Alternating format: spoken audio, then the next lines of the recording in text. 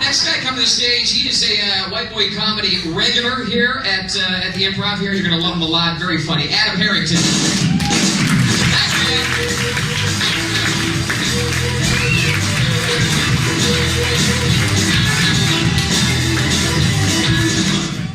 That wasn't awkward, Lou. That was my girlfriend you were talking to. I know. Enjoying the weather? Huh? This weather's fun. Whenever it's dry and hot in January, the native Southern Californians come out of the woodwork with that fucking creepy look in their eye. Just all like, it's earthquake weather.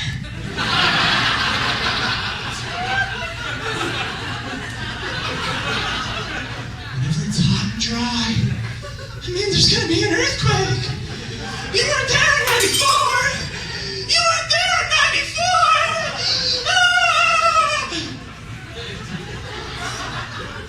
Just want a nice coffee to go.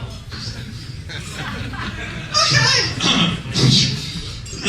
But it is the best time of year because, you know, as soon as that one drop of rain hits the ground, you know we're gonna get Star Watch 2007! Keep it at KTLA Live for all the in-depth coverage. Right now we're going on the scene with our own Chet Shepardson. Chet, what can you tell us about the horrific conditions? Thanks, Natalie. I'm standing in Granada Hills outside of Best Buy in what can only be described as a torrential mist. What were you doing when it started to rain? Well, I was working, and then I came out, and I'm going back to work. That's for sure. So fucking dumb. It's a crazy city we live in, isn't it? I had a celebrity sighting the other day. I'm sure we've all had them. I saw one of my idols, one of my favorite actors ever in the dry cleaner, Michael Keaton. He's talking to a lady, sitting right next to me. He's like, hey. I got 2 shirts. Okay? It's very early color. Back in 2 days. Okay?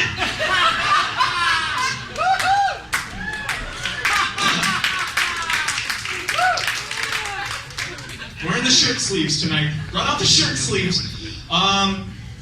We're fascinated with famous people though here. We want to know what they're doing, what they're wearing, who they're fucking. We read about them in magazines like Star and People and Us. Us. Should I be called Them? I don't know. I don't know how many of us have Thai babies with mohawks. Speaking of that motherfucker, Maddox, he is everywhere. He was in my dream last night, and he was cooler than me. So I was like, hey, Maddox, how are you? You're so... He's like, stop, dude, you're annoying. Told me to walk away. I was like, fucking Maddox. Jamie was just talking about road rage in LA. It is kind of crazy. Yesterday, I did something to piss somebody off behind me. Probably cut him off doing 60. I don't know.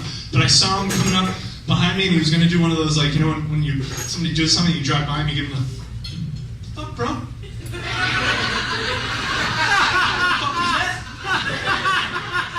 So I saw that he was about to do that, so I was prepared, and as he was coming to the side, I just was like, he was like, fucking monster. Fucking monster, just cut me off.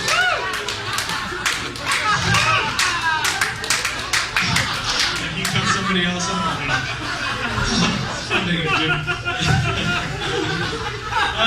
It's fucking crazy though. So I'm grounded. I'm trying to stay grounded. We gotta stay grounded. As I mentioned before, I'm gonna bear, so I have a girlfriend, which is good, and it's good because it grounds you. And one of the best things that you don't have to go out anymore and meet the girls. I'll explain if you don't know. The girls are the girls like you walk into a bar with your friends trying to pick up, and you can come in really, really nice, like his best intentions, like, hi, what's your name? Try again. Can I get you a drink? Oh, yeah. And I think they learned this, like, in their sororities, maybe, the technique to fend off the men, somewhere, like, after what fork to use with their salad. I don't know, and then it starts off really, like, innocent, because they'll be all nice, like, are you serious? are you serious? That is so funny. Are you serious? Are you? And then as the night gets longer, the lights get darker, I get more drunk. It's like, are you serious? And they turn into an orc from Lord of the Rings. I don't know. Oh, it's just I think their headquarters are in Brentwood, but what else?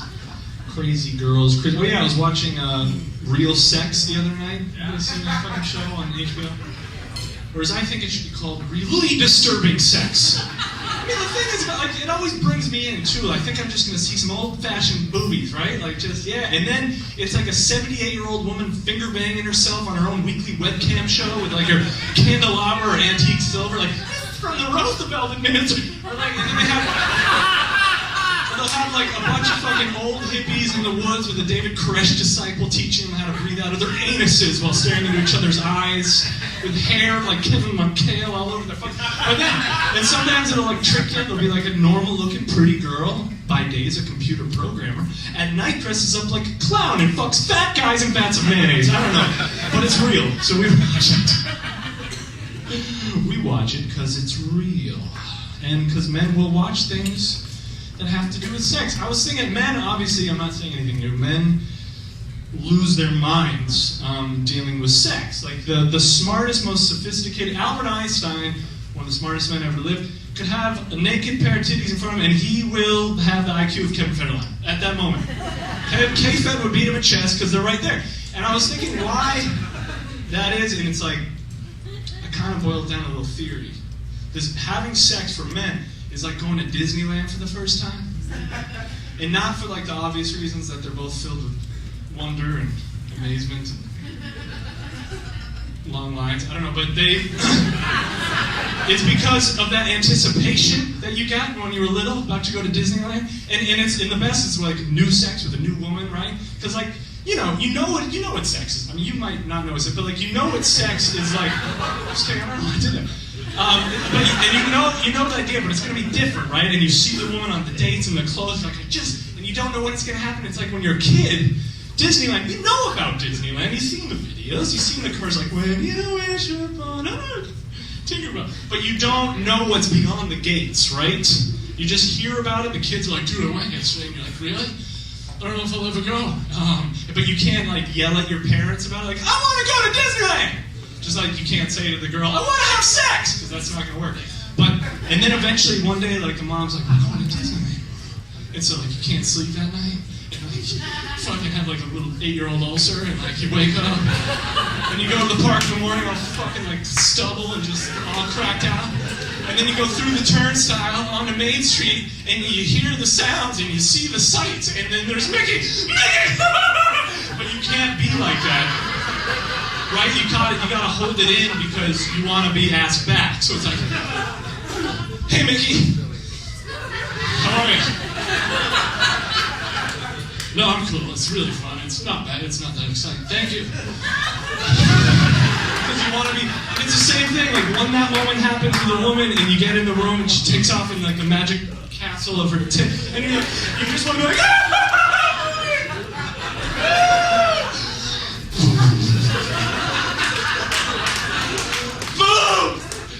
Can't because you want to be invited back. So you just gotta keep going and be like, oh, this is good. I like it. I really like it. And one time I actually didn't keep it in and didn't get invited back. She was like, are you serious? All right, thank you very much.